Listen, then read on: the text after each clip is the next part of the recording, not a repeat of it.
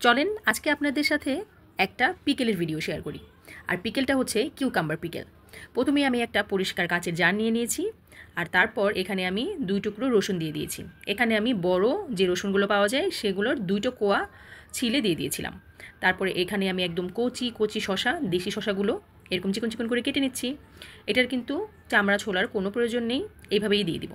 তারপরে শশা কাটার পর এগুলাকে আমি একে একে অ্যাসেম্বল করে দিয়ে দিয়েছি কাঁচের জারটার মধ্যে।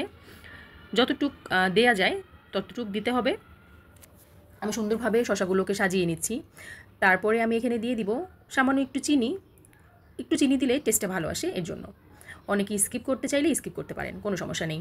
তারপরে দিয়ে দিলাম 2টো কাঁচামরিচ, একটা আমি ভেঙে দিয়েছি আর একটা আস্ত দিয়ে দিয়েছি। তারপরে সামান্য একটু লবণ আর দিয়েছি সামান্য একটু গোলমরিচ।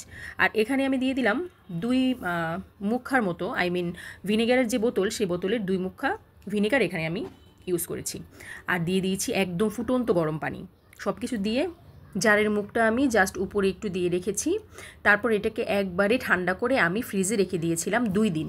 2 দিন পরে আমি আপনাদের সাথে এই ক্লিপসটা শেয়ার করছি। আমার কাছে বেশ ভালোই লেগেছে, একটা মাউথ ফ্রেশনারের মতো কাজ করছিল, খুব মজা লেগেছে। আর এটা অনেক বেশি ক্রাঞ্চি ছিল, ভালোই লেগেছে আমার কাছে। যারা কিউকাম্বার পছন্দ করেন তাদের কাছে কিন্তু এটা ভালোই লাগবে। আর যারা ডায়েটে আছেন তারাও কিন্তু এটা বানিয়ে খেতে পারেন, কারণ ডায়েটে থাকাকালীন অনেক সময় অনেক হাবিজাবি জিনিস খেতে ইচ্ছা করে। এটা বানানো থাকলে আপনারা কিন্তু ইজিলি এটা খেতে পারেন, ভালোই লাগবে। আজকে তাহলে এই পর্যন্তই, আল্লাহ হাফিজ।